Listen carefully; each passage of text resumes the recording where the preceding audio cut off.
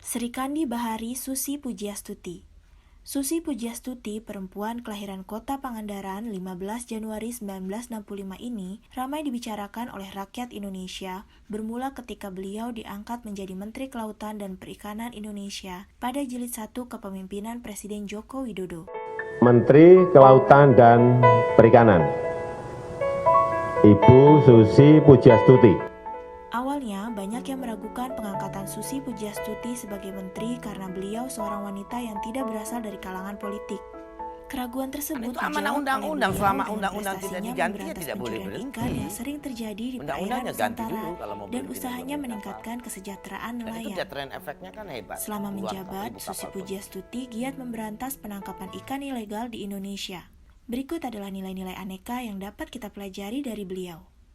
Susi Pujiastuti diangkat menjadi Menteri Kelautan dan Perikanan Indonesia walaupun tidak mempunyai background pendidikan yang tinggi. Beliau hanya menempuh pendidikan hingga kelas 2 SMA. Namun, hal itu tidak membatasi beliau dengan tanggung jawab pekerjaannya. Sesuai dengan visi misi Presiden Joko Widodo untuk menjadikan laut sebagai masa depan bangsa dan Indonesia sebagai poros maritim dunia, Susi Pujiastuti berhasil menorehkan prestasi. Terbukti selama 2 tahun penerapan kebijakan penenggelaman kapal asing pencurian ikan ilegal, stok ikan Indonesia bertambah 5,74 ton atau sekitar 76%. Saat menjabat sebagai Menteri KKP, Susi Pujiastuti mengusung misi 3 pilar utama yaitu kedaulatan, keberlanjutan, dan kesejahteraan demi mewujudkan Indonesia sebagai poros maritim dunia. Susi Pujiastuti membuat kebijakan melalui Peraturan Menteri Kelautan dan Perikanan Nomor 2 Tahun 2015 tentang larangan penggunaan alat penangkapan ikan pukat hela atau trawls dan pukat tarik atau seine nets, atau yang biasa kita sebut dengan cantrang, di wilayah pengelolaan perikanan negara Republik Indonesia. Jalur penangkapan cantrang hanya diizinkan pada jalur penangkapan 2, karena kurang dari 2 mil merupakan jalur penangkapan ikan oleh kapal kecil nelayan.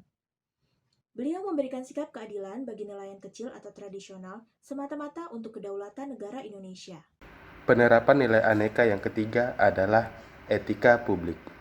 Ketegasan Ibu Susi Pujiastuti telah tercermin pada kepemimpinannya dengan cara menindak tegas kapal asing yang masuk. Beliau juga sosok yang ramah kepada masyarakat luas. Ketika menjabat sebagai Menteri Kelautan dan Perikanan, beliau tidak sungkan untuk duduk di sebuah gubuk dan melakukan percakapan dengan tukang pembangun jalan dan tukang batu. Segudang prestasi internasional diraih oleh Menteri Susi Pujiastuti. Di antaranya adalah Leaders for a Living Planet dari World Wide Fund yang diselenggarakan oleh Kementerian Luar Negeri di Washington DC, Amerika Serikat. Susi dinilai telah berkontribusi besar dalam memerangi illegal fishing.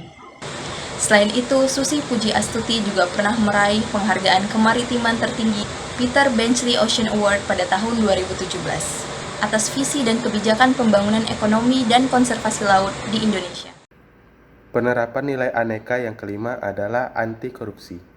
Ibu Susi Pujiastuti ketika menjabat sebagai Menteri Kelautan dan Perikanan pernah menolak suap sebesar 5 triliun rupiah untuk ia turun dari jabatannya.